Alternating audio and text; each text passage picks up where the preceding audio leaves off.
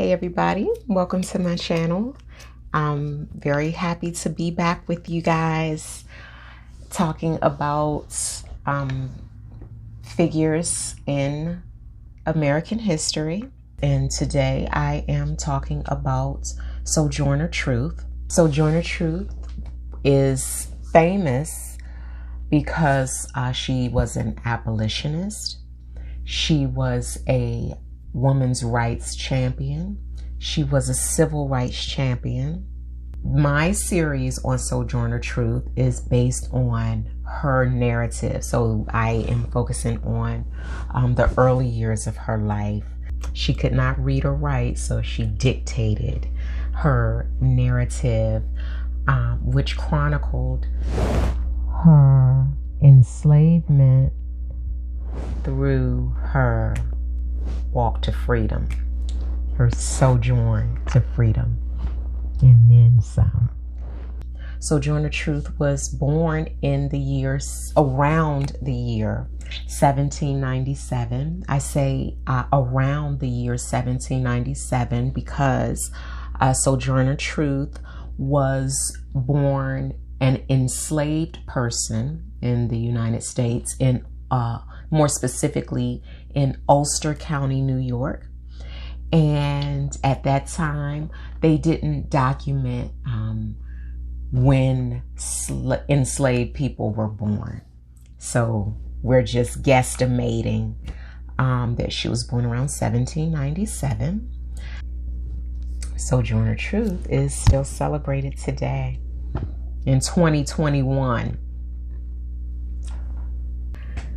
Sojourner Truth's birth name was not Sojourner Truth. She was born Isabella Baumfree, and her parents were James and Elizabeth Baumfree. The family was the property of Johannes Hardenberg, and Hardenberg was a Revolutionary War colonel, and he was also a wealthy landowner. His stone house still stands 200 years later. And the Hardenberg family and their 7 slaves all spoke Dutch. So Sojourner Truth spoke Dutch for much of her childhood. She did not speak English. And as a matter of fact, that community in which they lived, all the people there spoke Dutch, which reflected their Dutch heritage. Before she was Sojourner Truth, remember, she was Isabella. Isabella was fortunate as an enslaved child that she was able to stay with her parents for so long. After Hardenberg died, while she was a baby, her family was inherited by his son Charles. James and Elizabeth, who were Isabella's parents, considered Charles to be a good master. And because Isabella's parents, James and Elizabeth, were docile and obedient slaves, they were well regarded by Charles and his family.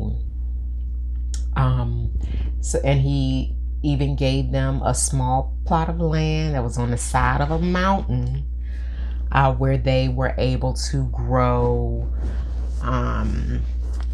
tobacco and little corn and some other things. And with their harvest, they were able to trade with others in order to get clothes or food for themselves and their families. So Sojourner Truth's parents, even though they were enslaved, they were a little enterprising. The living conditions of Isabella, who is Sojourner Truth, and her family and the other slaves who lived with Charles, they all lived in the cellar of his house, which also doubled as a hotel.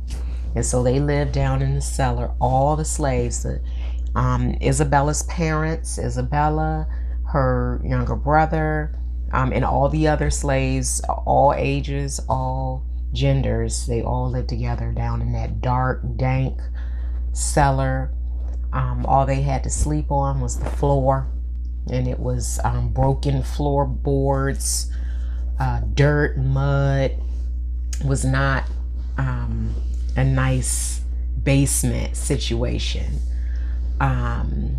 There was very little light down there. I mean, during the day they had a small window with a little peak of sunlight that would come through, and at night they would use a pine knot in order to create fire for light.